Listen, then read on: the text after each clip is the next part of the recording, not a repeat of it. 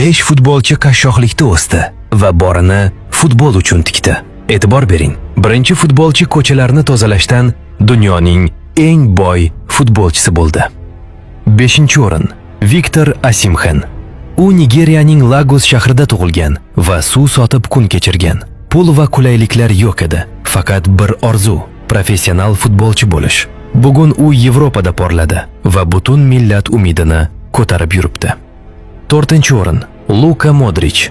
Uning bolaligi Xorvatiyada urush bilan o'tdi. Oila bilan qochoqlikda yashab, bombalardan va qashshoqlikdan qochdi. To'p uning yagona qochish yo'li edi. Yillar o'tib u oltin to'pni oldi va Real Madrid afsonasi bo'lib qoldi. 3-o'rin Sadio Mane. Senegalning kichik qishlog'ida elektrik va mos maydonlar yo'q edi. Oilasi uning futbol o'ynashini xohlamadi. Shu sababdan yashirincha qochib ketdi. Ochlikda qoldi.